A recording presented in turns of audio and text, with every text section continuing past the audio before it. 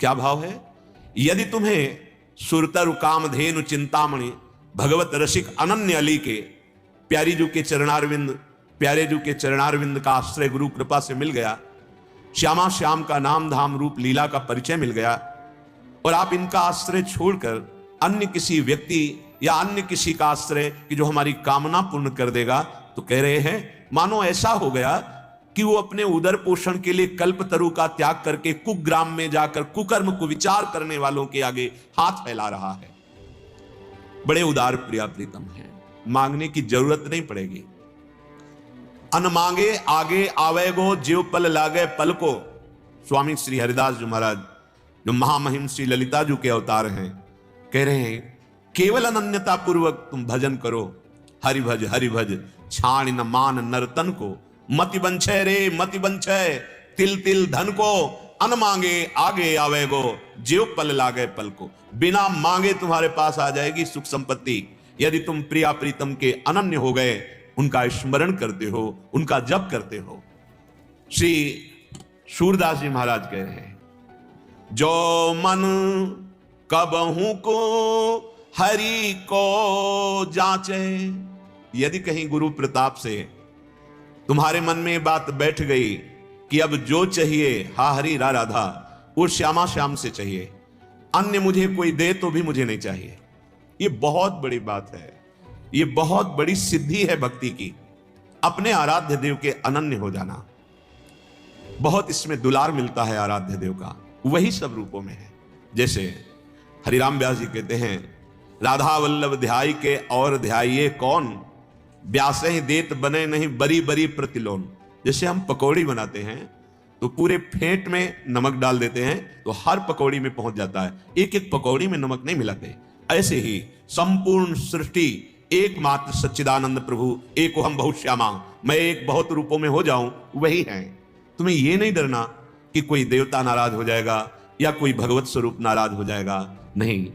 अगर हम प्रभु की उपासना कर रहे तो सब हम पे प्रसन्न। गोस्वामी जी कहते हैं जा पर कृपा राम की हुई, ता पर कृपा करे सब कोई। आन प्रसंग उपासन छाड़े, मन बच क्रम अपने उर साचे, जो मन कबहू को हरि को जांचे।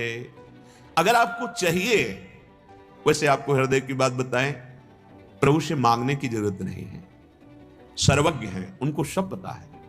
जैसे एक छोटे बच्चे का मां ख्याल रखती है, किस समय क्या इसको पवाना है, किस समय क्या पहनाना है, किससे बचाना है, किससे इसका मनोरंजन करना है।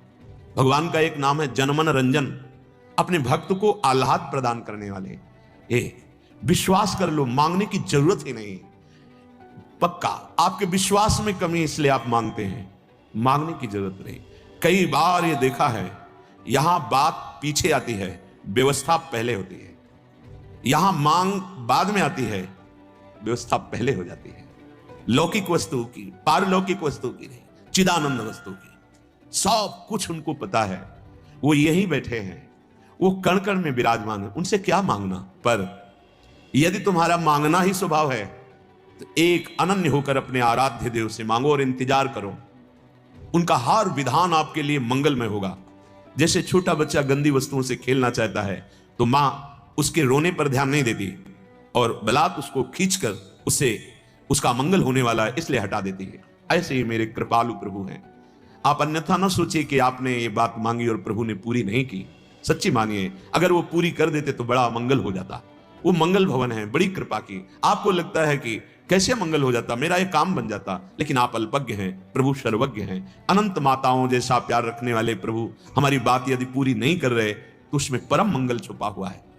आन प्रसंग उपासन छाड़े, जितने महापुरुष उच्च कोटि के हुए हैं, तो क्या हम किसी का विरोध करते हैं, किसी की निंदा करते हैं, किसी की अवहेलना करते हैं? नहीं, सब में मेरे प्रभु विराजमान है, सबका आदर है, सबको प्रणाम। पर हमारी आस, हमारा विश्वास, हमारा बल जो गुरुदेव ने नाम रूप दिया है उसी पे रहेगा।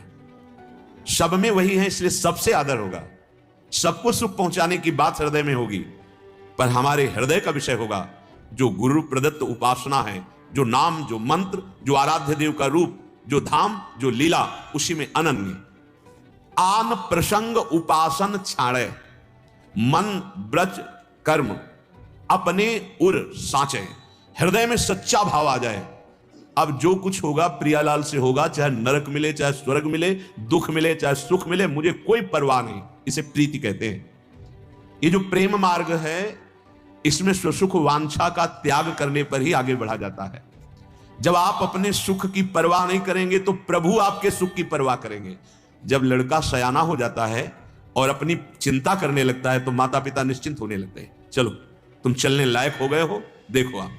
और जब छोटा था, अपनी चिंता उसको नहीं थी, ना हित की ना हित की कोई ज्ञान नहीं था, तो माता पिता का चिंता का विषय बनता है। यही बिल्कुल ऐसे ही जब छोटे भाव में आप आ जाओगे, तृणादपि सुनी चेन, और प्रभु में आत्मसमर्पण, तो सच्ची मानिए स्वप्न में भी दुख नहीं होने देते। अगर कोई संयोग वशात भयावह स्वप्न आ गया तो वहां भी आप बचाते, स्वप्न में भी दुख नहीं होने देते। सच्ची मानिए, आप एक बार विश्वास हृदय से कर लीजिए, मन से वचन से कर्म से एक नाम रूप पकड़ लीजिए जो गुरुदेव ने दिया है, रंग आ जाएगा।